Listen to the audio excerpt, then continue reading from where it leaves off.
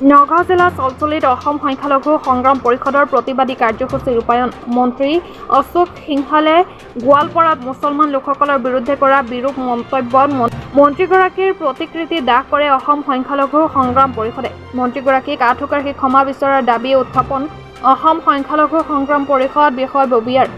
লগতে মন্ত্ৰীগৰাকীক মন্ত্ৰিত্ব পদ ত্যাগ কৰাৰ আহ্বান মুখ্যমন্ত্ৰী ডক্টৰ হিমন্ত বিশ্ব শৰ্মাৰ। চাওক যে অসমৰ এজন মন্ত্ৰী না আচলতে তেখেতক মন্ত্ৰী কলে খুব লাজ লাগে। 420 ফটোৱা অপদাৰ্থ মন্ত্ৰী এজন হৈছে অশোক সিংহল। এই অশোক সিংহলে কেইদিন পিছে পিছে মুছলমানৰ ওপৰত বিভিন্ন ধৰণৰ সাম্প্ৰদায়িক মন্তব্য কৰি থাকে, কিন্তু অসমৰ মুখ্যমন্ত্ৰী ডক্টৰ হিমন্ত বিশ্ব শৰ্মা ডাঙৰীয়া তেখেতৰ মন্তব্যৰ পিছতো নীৰৱ হৈ থাকে আৰু আমাৰ সংখ্যালঘু এৰিয়াত গৈ পেলাই মুছলমানৰ ভোট সিঁচি থাকে। গতিকে কওঁ যে মন্ত্ৰী অশোক সিংহল ডাঙৰীয়াই যি ধৰণে মুছলমান বিৰোধী মন্তব্য কৰিছে, এই মন্তব্য যদি মন্ত্ৰী অশোক সিংহল ডাঙৰীয়াই যদি উঠাই নলয় আৰু মুছলমানৰ ওপৰত যদি আঁঠুকাঢ়ি ক্ষমা নোখোজে, তেনেহ'লে আমি অসম সংখ্যালঘু সংগ্ৰাম পৰিষদে আজি সমগ্ৰ ৰাজ্য জুৰি পেলাই প্ৰতিবাদ কৰিছো। আজি আমি নগাঁৱত এটা বিশাল প্ৰতিবাদ কৰিছো আৰু এই মন্ত্ৰী অশোক সিংহলৰ বিৰুদ্ধে আমি যি কৰিব লাগে আমি তাকে কৰিম আৰু আমাৰ পৰৱৰ্তী সময়ত যি আমাৰ আন্দোলন হ'ব সমগ্ৰ অসমে নজিৰবিহীন এটা আন্দোলন দেখিব আৰু বহা আন্দোলন হ'ব। আৰু মই মুখ্যমন্ত্ৰী ডাঙৰীয়াক প্ৰশ্ন কৰিব বিচাৰিছো, অসমৰ মুখ্যমন্ত্ৰী ডক্টৰ হিমন্ত বিশ্ব শৰ্মা ডাঙৰীয়া এই মন্ত্ৰী অশোক সিংহলক গৰু এৰাল দি এৰি দিছে, যি মনে খোজে সেইটোকে কৈ থাকে। আমি অসম সংখ্যালঘু সংগ্ৰাম পৰিষদৰ তৰফৰ পৰা স্পষ্ট ভাষাত আমি সকীয়াই দিছো, মুছলমানৰ ওপৰত অন্যায় অত্যাচাৰ গালি গালাজ আমি আৰু সহ্য নকৰো। পাৰিলে আমি একটাৰে ভয়াৱহ পৰিৱেশ সৃষ্টি কৰি আন্দোলন কৰিবলৈ আমি চেষ্টা কৰিম।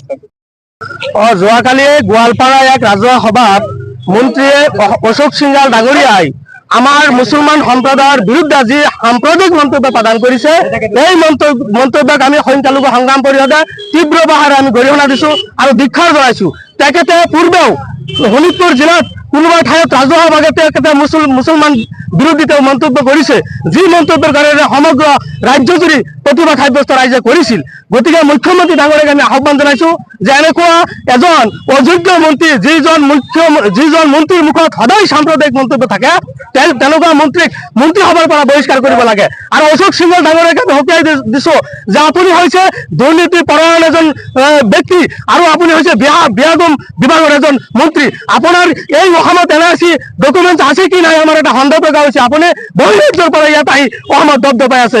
গতিকে আপুনি এনেকুৱা অদ্ভুত মন্তব্য কৰি আমাৰ এই অসমৰ শান্তি সম্প্ৰীতি থকা ৰাজ্যখনত অশান্তিৰ পৰিৱেশ সৃষ্টি কৰিবলৈ নকৰিবলৈ আমি সকীয়াই দিছো। এইখন অসম, যি অসমত বিভিন্ন জাতি জনগোষ্ঠীয়ে বসবাস কৰে, যিখন ৰাজ্যত আপোনাৰ শংকৰাজনৰ ৰাজ্য, যিখন ৰাজ্যত আমি বিভিন্ন ধৰণৰ জনগোষ্ঠী আমি ইয়াত বসবাস কৰি আছো, তেনেকুৱা ৰাজ্যখনত বিশৃংখলা সৃষ্টি কৰিবৰ কাৰণে অশোক সিংহল নামৰ এজন বিদেশী ব্যক্তি ইয়াত আহি বিভিন্ন সময়ত অদ্ভুত মন্তব্য দি পেলাই আমাৰ পৰিৱেশ বিনষ্ট কৰিব বিচাৰিছে।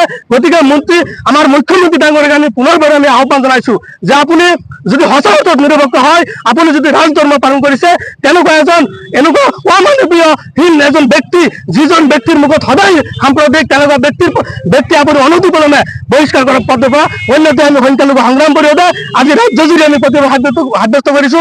অনাগত দিনত আমি ইয়াতকৈ ভয়াৱহ প্ৰতিবাদ সাব্যস্ত কৰিম আৰু মন্ত্ৰী মহোদয়ক আমি আহ্বান জনাইছো আপুনি অনতিপলমে সমগ্ৰ সংখ্যালঘু মুছলমানৰ সন্মুখত ক্ষমা খোজক, অন্যথা ৰাইজতো ক্ষমা নকৰে আমি সংখ্যালঘু সংগ্ৰাম পৰিষদ বিভিন্ন জাতীয় দল সংগঠনে আমি মন্ত্ৰী ডাঙৰীয়াৰ বিৰুদ্ধে আমি যি প্ৰকাৰে হওক আৰু যেনেকৈ তেওঁক ক্ষমা খুজিব পৰা ৰাস্তা আছে, এই ৰাস্তাত আমি যাম।